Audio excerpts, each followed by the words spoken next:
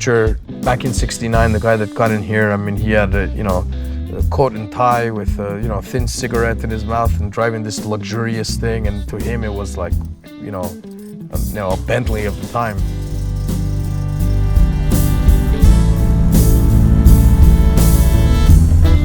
Today it's like, I get in, I slam the door shut, I turn it on, I step on the gas and it's not going, and I have a laugh.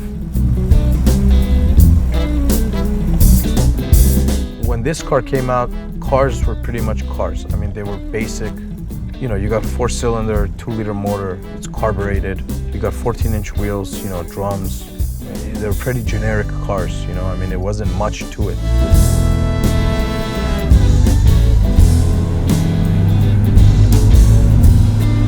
My name is Emin Kureghian. I own a 1969 BMW 2000 CA.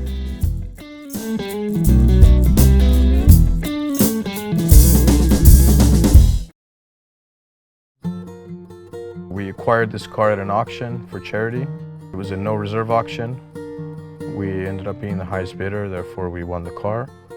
It belonged to an owner on the East Coast and had been in storage for the past roughly 20 years. It's the first coupe designed by BMW. It's definitely the grandfather of the 2.8 and the 3 liters. It changed the direction that the company was headed. They started going into bigger models, more geared towards family, passenger cars, things like that. It's kind of a hybrid between the 02 and the newer coupes. The E9s going into those and going from an 02, it's got lines of both. If you really take a good look at it, you can see each side of the story. This little line it's got coming up and going into the fender, into the hood line, that's an 02 line right there. It's really a benchmark model, for BMW, and the fact that it pulled them out of a sales slump is really something that it was like a whole new generation. They were reliable, much more reliable than the 02 models were. It's almost like the E30 of that generation. It was a definite change. Everything went from quantity to quality.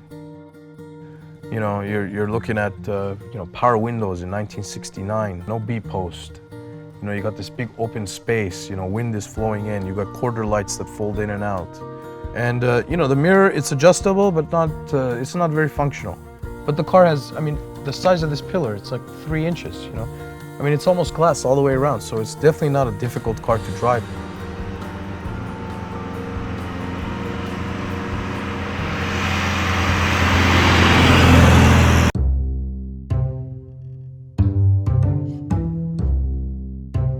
The fact was, I've always been a car collector, avidly. I'm not prejudiced on cars.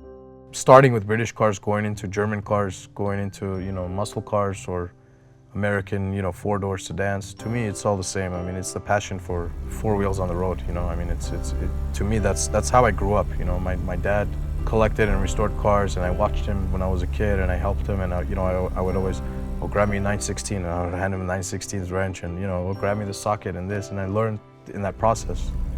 So it's like second nature for me. The vintage car scene is really going down. After the 80s, I would say probably about 80 is when the classic car scene is really prominent, especially with American cars. After that, domestically, it just took a dive. That's where the European cars start to shine. The Italian cars, the German cars, the French cars, they really start to stand out amongst, the rest of the domestic cars.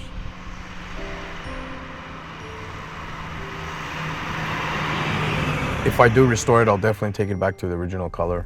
I'm not a color change fan at all, and I believe that the VIN needs to, depict the color of the vehicle it was born to be. Originality is originality. If it was originally brown, it needs to be brown. I'm glad I own it today. I would have hated to have missed it, for that auction.